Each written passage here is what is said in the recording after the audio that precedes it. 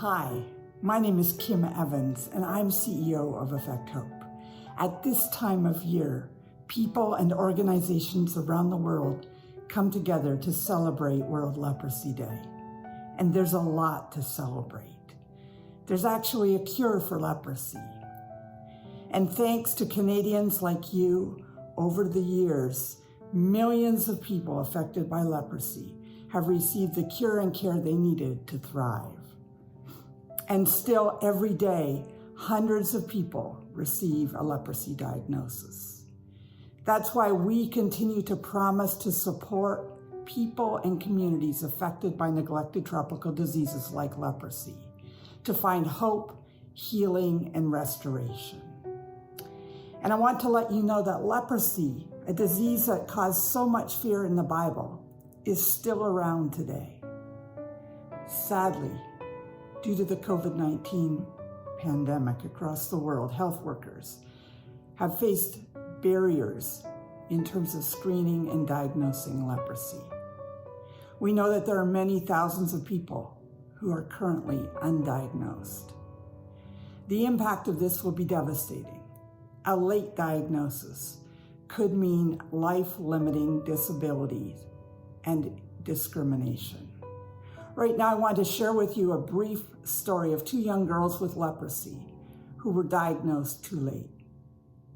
And the person who's telling their story is Dr. Premal Das, a pioneering surgeon at one of the largest leprosy hospitals in India. Supriya and Purnima were two girls who were admitted in the hospital. Supriya was the elder sister, had been there for almost 2 or 3 years with recurrent wounds on her feet. She had been neglected with her wounds in her feet, and most of her family members didn't want her. And as the parents, the father was tending to ignore her, didn't want it. He had four daughters, and these were two with deformities who he didn't want around the house. Supriya had these very bad wounds in both her legs. The one that had been originally planned for amputation was actually a little better, the other one had got worse. So at that stage we decided, let us just avoid the amputation, because her feet are really bad, and if we have to amputate, it will be both legs eventually. So we decided we would try and save her feet.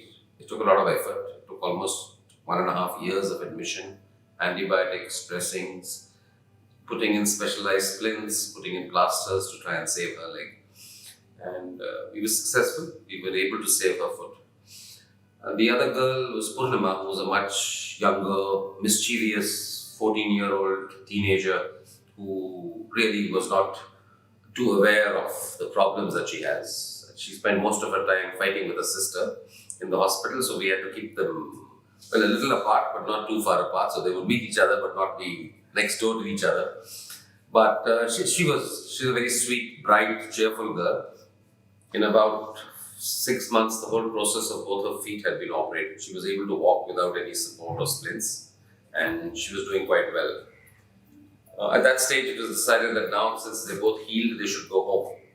And so we contacted the hospital in Patara, who then contacted her father, who was supposed to come and pick her up, pick them both up and then take them home, because they're about 1,500 kilometers away from here. But it took a long time. The father would keep making excuses of not coming, and it was obvious to us that he didn't want them at home. That was the difficult part. And as staff out here, and being aware that this is a fairly common situation with lots and lots of people, and these were two young girls, whereas Supriya, being older, was already used to it, had already been neglected for many, many years. For Purnima, it was a bit of a shock. And so we had to just pacify and say, yeah. So we would never ask in front of her as to when is your father coming. We would discuss it separately and find out about it. But it took him 3 months to take this small journey and pick her up and take her back. I have a lot of hope for Purnima. I think Purnima is walking quite well. Her hands were not deformed, and she has almost no visible scars of leprosy.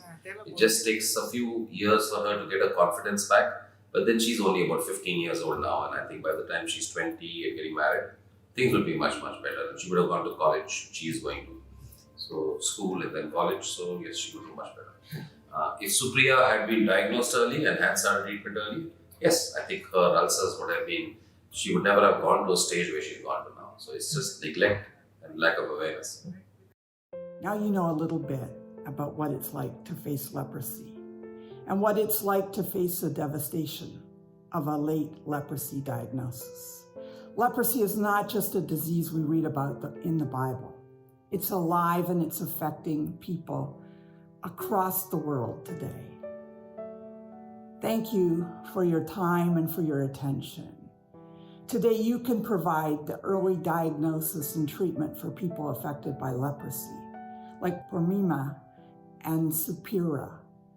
A gift today means you can help a person before leprosy damages a body for good. And please pray for the adults and children that have leprosy, those who will be diagnosed in the coming weeks and months. If you'd like to know more and provide the early diagnosis and treatment for just $125, please visit us online.